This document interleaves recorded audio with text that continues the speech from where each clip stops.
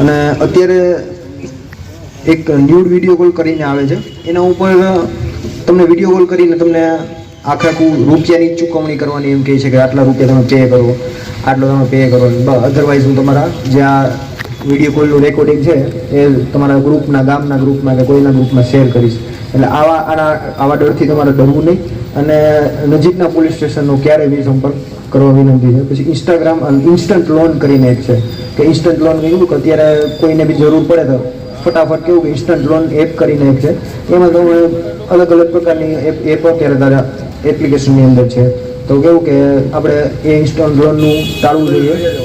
પછી આપણે બનાવટી જે લિંક આવે છે તો એ લિંકને અત્યારે આપણે જોવાનું ટાળવું જોઈએ, અધરવાઇઝ એના ઉપર ક્લિક ના કરવું જોઈએ. અત્યારે એવા બનાવો બની જાય છે કે ખાલી તમે સિંગલ ક્લિક કરો છો ને તો બી તમારા એકાઉન્ટમાંથી તમારા જેટલા બી લિંક એકાઉન્ટ છે આધાર કાર્ડની અંદર એટલા એકાઉન્ટમાંથી ઓટોમેટિકલી પૈસા તમારા ટ્રાન્ઝેક્શન થવા મળશે, ડેબિટ થવા મળશે.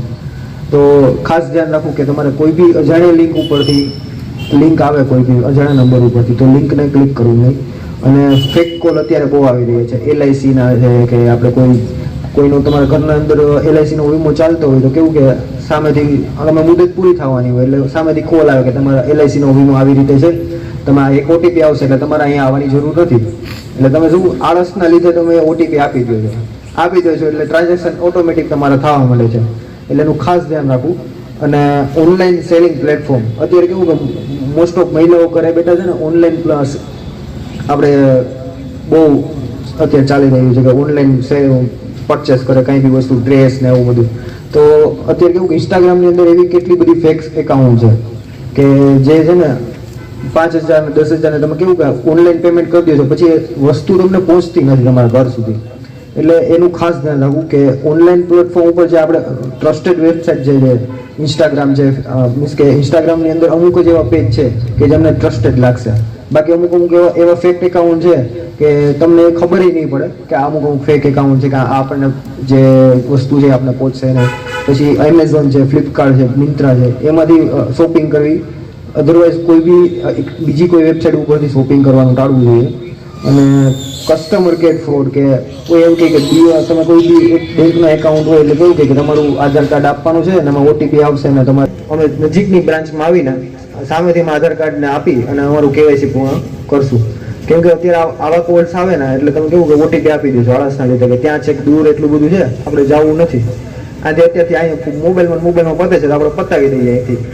એટલે એનું ખાસ ધ્યાન રાખવું. ડિજિટલ અરેસ્ટ કરીને એક છે કે તમને કોઈ CBI કે કોઈ પોલીસ PI ઇન્સ્પેક્ટર છે એવો કોઈ ખોટી રીતે આખું તમને સંડોવાયેલો છે. અત્યારે ગાંધીનગરમાં એક કેસ એવો બનેલો છે કે એક મહિલા ડૉક્ટરને 3 દિવસ સુધી ડિજિટલ અરેસ્ટ કરેલો છે. ડિજિટલ અરેસ્ટ એટલે સતત વિડીયો કોલ ચાલુ રાખે અને તમારી પાસેથી પૈસાની માંગણી કરે.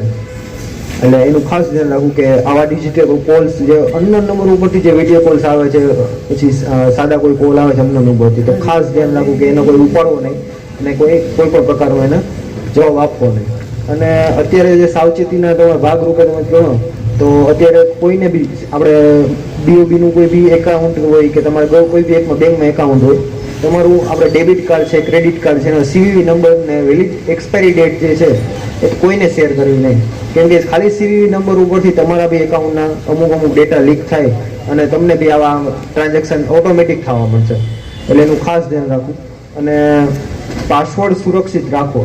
તમારા બેંકનો પાસવર્ડ હોય કે તમારા કોઈ સોશિયલ મીડિયા એકાઉન્ટનો પાસવર્ડ હોય તો એક મંથ પૂરો થાય એટલે તમારે ઓટોમેટિક ચેન્જ કરી દેવું જોઈએ. કેમ કે એ એક સાયકલની અંદર એવું આવે છે કે તમારો પાસવર્ડ જે છે ને એવો તમે કેવું કે તમારું નામ પછી 1 2 3 એવી રીતે તમે પાસવર્ડ સેવ કરી દેજો.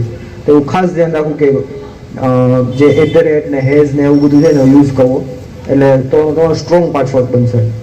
અને સોશિયલ મીડિયામાંથી કોઈ બી અનનોન વ્યક્તિની ફ્રેન્ડ્સ રિક્વેસ્ટ આવે છે તો એને ટાળવું, એક્સેપ્ટ ના કરવી. જે તે તમારા ઓળખીતા હોય એની જ રિક્વેસ્ટ એક્સેપ્ટ કરવી અને